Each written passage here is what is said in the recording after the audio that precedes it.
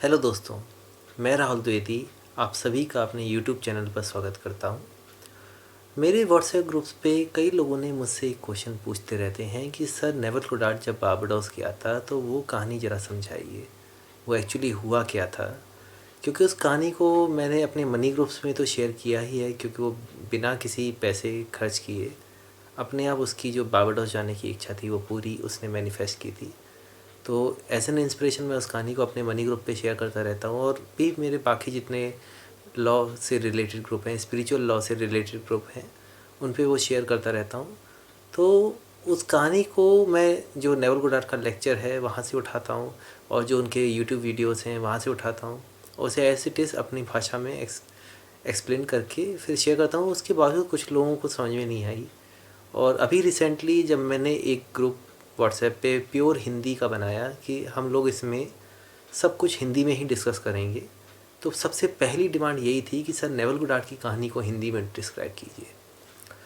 तो मैंने सोचा क्यों ना इस पर एक यूट्यूब वीडियो ही बना लिया जाए, जाने कितने लोगों की ये शिकायत होगी कि ये नेवल की भाषा समझ में नहीं आती। क्योंकि टू बी ऑनेस्ट जब मैंने पहली बार नेवल गोडार्ड को पढ़ा था तो मुझे भी थोड़े कन्फ्यूजिंग लगे थे, लेकिन मैंने फिर थोड़ा कोशिश की उन्हें समझने की, और फिर वो धीरे धीरे एक्सप्लेन अपने आप होता गया, अपने आप समझ में आता गया। Coming to the main point कि नेवल गोडार्ड बारबाडोस गया कैसे।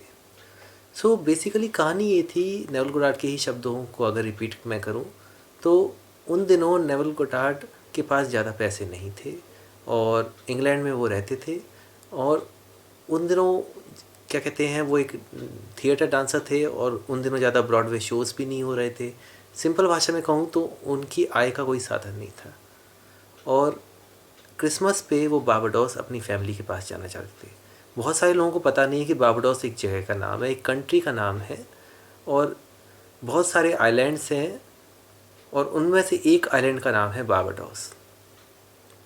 अगर आपने क्रिकेट में वेस्ट इंडीज़ टीम को कभी खेलते हुए देखा हो, तो वेस्ट इंडीज़ टीम जो है वो कोई एक कंट्री को रिप्रेजेंट नहीं करती है, वो बहुत सारे कंट्रीज़ का मिला जुला ग्रुप है, जिसमें जमैका, बारबाडोस और भी बहुत सारे कंट्रीज़ आती हैं। तो एक ऐसी ही एक आइलैंड कंट्री है बारबाडोस, जहाँ पे नेवल गोडार्ड जाना चाहते थे, क्योंकि वो उनका होम टाउन था, वो उनका घर था, उनकी फैमिली वहीं पे रहती थी, और वो क्रिसमस पे अपनी फैमिली से मिलना चाहते थे, उनके साथ वक्त बिताना चाहते थे। प्रॉब्लम ये थी उनके पास पैसे नहीं थे, और तब उन्होंने अपने टीचर, उनके टीचर का नाम था अब्दुल्ला, और वो अब्दुल्ला के पास गए और उन्होंने उनसे हेल्प मांगी। अब्दुल्ला ने उनसे कहा था, Neville you are in Barbados, मतलब नेविल आप बारबाडोस में हो। और इसके अलावा और कुछ नहीं कहा उन्होंने। उन्होंने वो असल में ये समझाना चाहते थे कि तुम ऑलरेडी वहीं हो, अब तुम यहाँ से अगर बाहर भी जाओगे तो तुम लंदन की गलियाँ मत देखो, बारबाडोस की गलियाँ देखो, और ऐसे ही जियो। और ये भी इन्होंने नहीं कहा कि ऐसे करके तुम बारबाडोस पहुँच जाओगे, उनका कहना था तुम बारबाडोस में हो। उनकी भाषा को अगर मैं सरल भाषा में डिकोड करूँ तो इसका मतलब ये है कि जिस फ्यूचर को आप जीना चाहते हो वो फ्यूचर ऑलरेडी आप जी रहे हो, और यही हमारी सबसे बड़ी सच्चाई है। इसी को वेदों में कहा जाता है तत्त्वम असि, मतलब तुम वही हो, जो आप ढूंढ रहे हो आप वही हो, जो आप बनना चाहते हो आप वही हो, जो आप पाना चाहते हो वो आपके पास ऑलरेडी है, जो आप करना चाहते हो वो आप ऑलरेडी कर रहे हो। सब कुछ पहले से ही हो चुका है। द क्रिएशन इज डन, रचना हो चुकी है। इसे अगर सरल भाषा में समझना है तो आपको थोड़ा क्वांटम फिजिक्स के एंगल से समझना पड़ेगा कि हमें लगता है समय, कोई भी आम इंसान को यही लगेगा कि समय लीनियर तरीके से आगे बढ़ता है, मतलब पहले पास्ट आएगा, फिर प्रेजेंट आएगा, फिर फ्यूचर आएगा। बट एक्चुअली समय इस तरह से काम नहीं करता। हमारे हर पॉसिबिलिटीज़ की एक रियलिटी मौजूद है। दिमाग जितनी पॉसिबिलिटी सोच सकता है वो सारी पॉसिबिलिटी असल में एग्जिस्ट करती है, वो सारी संभावनाओं की अपनी एक रियलिटी एग्जिस्ट करती है इसी दुनिया में। और भी ज़्यादा सरल कहूँ तो हम एक ब्रह्मांड में नहीं जीते हैं, हम बहु ब्रह्मांड में जीते हैं। हम यूनिवर्स में नहीं, हम मल्टीवर्स में जीते हैं। देयर आर पैरेलल रियलिटीज़, बहुत सारी पैरेलल रियलिटीज़, एक बहुआयामी दुनिया का हम अंश हैं। और हमारे पास्ट की बहुत सारी रियलिटीज़ हैं, इस प्रेजेंट की बहुत सारी रियलिटीज़ हैं, फ्यूचर की बहुत सारी रियलिटीज़ हैं। और जो रियलिटी में हम जाना चाहते हैं, और या सरल भाषा में कहूँ तो जिस फ्यूचर की हम कल्पना करते हैं या इच्छा करते हैं, या जो फ्यूचर हम पाना चाहते हैं, वो फ्यूचर इसी वक्त एग्जिस्ट करता है। और आप हर सेकंड एक रियलिटी से दूसरी रियलिटी में शिफ्ट होते हो। और किस रियलिटी में आप शिफ्ट होते हो ये डिपेंड करता है उस थॉट या इच्छा पे जो आपने अपने माइंड में, अपनी चेतना में, अपनी कॉन्शियसनेस में, अपनी अवेयरनेस में, अपने मस्तिष्क की गहराइयों में स्वीकार किया है। आपके साथ वही हो रहा है जिस विचार को आपने अपने माइंड में पहले से ही एक्सेप्ट कर लिया था। आपके साथ कभी भी कुछ ऐसा नहीं हुआ जो आपने अपने अंदर एक्सेप्ट नहीं किया था। अगर आपके साथ कुछ अच्छा हुआ है तो वो भी आपने पहले एक्सेप्ट किया था, और कुछ अच्छा जो नहीं हुआ वो भी आपने एक्सेप्ट किया था, चाहे अनजाने वे में या जानबूझकर। लेकिन आपके साथ होता वही है जो आपने अपने अंदर एक्सेप्ट किया था।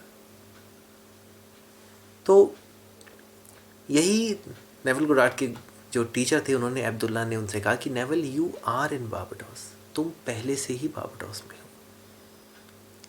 हो। और नेवल ने उनके तरीके को फॉलो करने की कोशिश की, लेकिन चूंकि ये उनका वेरी फर्स्ट टाइम था कुदरत के नियमों को सीखने के लिए, तो कोई भी इंसान की तरह उन्हें भी डाउट होते थे कि यार मैं हूँ तो लंदन में, मैं बारबाडोस में तो हूँ नहीं लिटरली, तो ये ऐसे क्यों कहते हैं। और कई बार उन्होंने ट्राई किया अब्दुल्ला से बात करने की कि वो इसे समझाएं, और अब्दुल्ला कुछ नहीं समझाते थे, वो सिर्फ उनके मुंह पे गेट बंद करके चले जाते थे। हालांकि थोड़ा क्या कहते हैं, उन्हें हार्श लगा था, लेकिन थर्ड पर्सन के पॉइंट ऑफ व्यू से देखो तो उसे तो कॉमेडी लगेगा। लेकिन एक्चुअली वो इसी तरीके से अब्दुल्ला हेल्प कर रहे थे, क्योंकि वो कैसे समझाते। खुद नेवल गोडार्ड ने अपने एक लेक्चर में कहा है कि जब मैं ऑलरेडी बारबाडोस में हूँ तो वो मुझे बारबाडोस जाने के लिए हेल्प कैसे करेंगे, कैसे समझाएंगे कि मैं बारबाडोस कैसे गया, क्योंकि मैं ऑलरेडी बारबाडोस में हूँ। और ये बात अब्दुल्ला समझ सकते थे, लेकिन उस वक्त नेवल गोडार्ड नहीं समझ सकता था। खैर, कुछ टाइम बाद नेवल के पास एक चिट्ठी आती है उनके ही घर वालों की तरफ से, और उन्होंने उस चिट्ठी में लिखा था, उनके घर वालों ने, कि आप हर क्रिसमस खुद ही मनाते हो अकेले में, लेकिन इस बार हम चाहते हैं कि आप ये क्रिसमस हमारी फैमिली के साथ मनाइए, और हम आपको पैसे भेज रहे हैं ताकि आप शिप का टिकट खरीद के यहाँ पे आ जाइए। और वो गया खुशी के मारे अब्दुल्ला को बताने कि फाइनली आपका तरीका काम कर गया, मैं बारबाडोस जा रहा हूँ। हालांकि मुझे टिकट फर्स्ट क्लास नहीं मिला है, मुझे थर्ड क्लास का इकोनॉमी क्लास टिकट मिला है, तो मैं उसी से बैठ के जा रहा हूँ। और अब्दुल्ला अभी भी अपनी बात पे अड़े हुए थे कि तुमसे किसने कहा कि तुम बारबाडोस जा रहे हो, you are already in Barbados, तुम बारबाडोस में पहले से ही हो, और तुम फर्स्ट क्लास से गए थे। और फिर से वो मुंह पे गेट बंद करके चले गए, और वो खुश भी नहीं थे ये खबर सुन के अब्दुल्ला कि वो बारबाडोस जा रहा है, क्योंकि अब्दुल्ला की नज़र में नेवल गोडार्ड ऑलरेडी बारबाडोस पहुँच चुका था। और नेवल गोडार्ड के लिए ये सब कि मतलब बंदा खुश भी नहीं हुआ और मुझसे बोला कि मैं फ़र्स्ट क्लास जाऊँगा, मतलब मेरी इकोनॉमी क्लास की टिकट भी नहीं देखना चाहता, क्या है ये। खैर, वो दिन आता है जिस दिन नेवल को बारबाडोस जाना था, और वहाँ पे जाके उसे पता चलता है कि एक इंसान ने जो फर्स्ट क्लास का था अपनी टिकट को कैंसिल कराया है, और अब नेवल गोडार्ड को फर्स्ट क्लास की टिकट मिली है। हालांकि पहले जब नेवल गोडार्ड को इकोनॉमी की टिकट मिली थी तब शिप के लोगों ने कहा था कि आपके पैसे तो फर्स्ट क्लास के हैं, लेकिन टिकट अवेलेबल फर्स्ट क्लास की नहीं हो पाई, तो हम क्या करेंगे, आपको सुविधाएं सारी फर्स्ट क्लास की देंगे, लेकिन आपको बैठना इकोनॉमी में पड़ेगा। लेकिन चूंकि जिस दिन नेवल गोडार्ड एक्चुअली शिप में जाते हैं अपने जर्नी के लिए, अपनी यात्रा के लिए, बारबाडोस जाने के लिए, तब पता चलता है कि ऑलरेडी फर्स्ट क्लास के एक इंसान ने अपनी टिकट कैंसिल कर दी है, तो अब नेवल गोडार्ड फर्स्ट क्लास से ही जा सकते हैं। और फर्स्ट क्लास की सुविधा तो उनके पास पहले से ही थी, जैसा कि वादा किया गया था। 100 बात की एक बार नेवल गोडार्ड बिना एक भी रुपए, एक भी पैनी, एक भी खर्चा किए आराम से बारबाडोस पहुंच जाते हैं। और तब उन्हें पहली बार समझ में आता है कि ये स्पिरिचुअल लॉ, कुदरत के नियम किस तरह से काम करते हैं। ये उनका वेरी फर्स्ट एक्सपीरियंस था। इस पूरे एक्सपीरियंस को अगर सरल भाषा से समझना हो तो बस वही है जो हमारे वेदों में लिखा है, तत्वमसी, कि तुम वही हो जो आप, Neville, you are already in Barbados. Neville, आप पहले से ही बारबाडोस में थे, जब आप इंग्लैंड में थे तब भी आप बारबाडोस में ही थे। आप अपनी फ्यूचर रियलिटी में पहले से ही कनेक्टेड हो, जो भी फ्यूचर आप जीना चाहते हो उसमें आप ऑलरेडी पहले से ही कनेक्टेड हो। तो आप का ये वर्ज़न जो अभी आप प्रेजेंट में महसूस कर रहे हो, और वो फ्यूचर वर्ज़न जो वो सपने जी रहा है जिन सपनों को आप जीना चाहते हो, वो इंसान और ये इंसान एक ही है। और आपको वो इंसान बनने की ज़रूरत नहीं है, आपको बस ये मानने की ज़रूरत है कि मैं वही हूँ, सो अहम, आई एम दैट।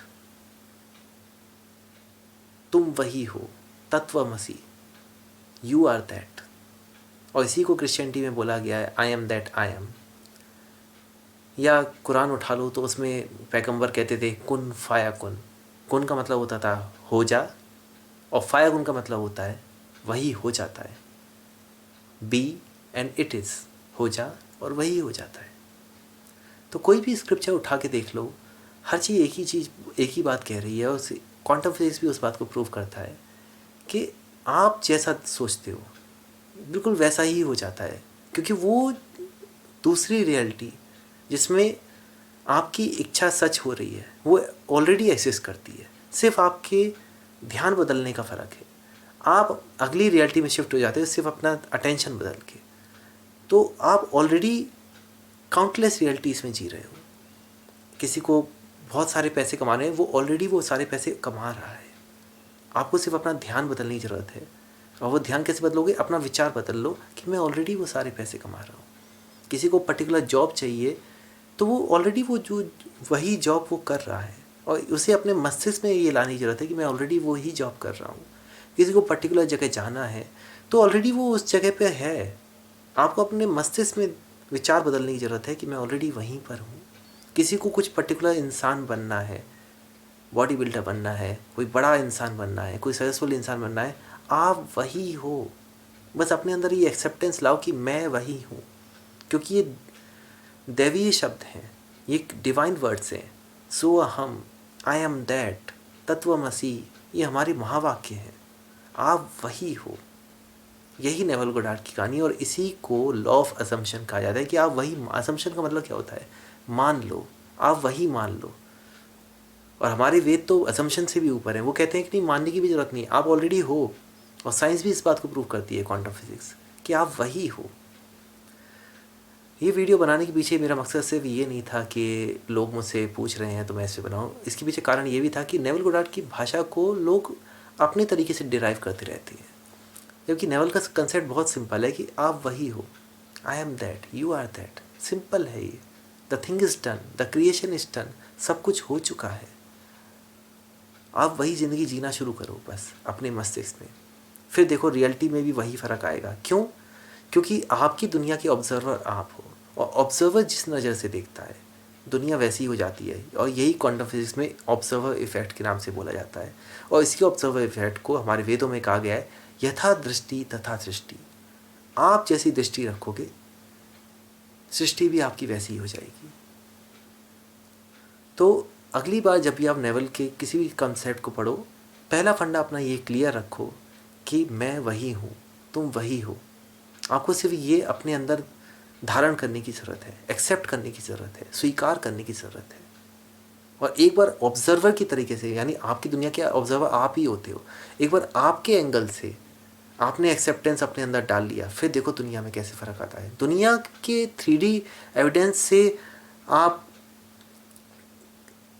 क्या कहते हैं, सहारा ढूंढने की कोशिश मत करो, उस पर डिपेंड मत रहो, क्योंकि दुनिया आप पे डिपेंड करती है। दुनिया हमारा आईना होती है, हम दुनिया पे डिपेंड नहीं करते हैं। अपने अंदर विश्वास रखो कि मैं वही हूँ, तुम वही हो। फिर उस विश्वास के साथ जीना शुरू करो, और फिर देखो दुनिया में कैसे चमत्कार होते हैं। भगवान आप सबका भला करे। God bless you.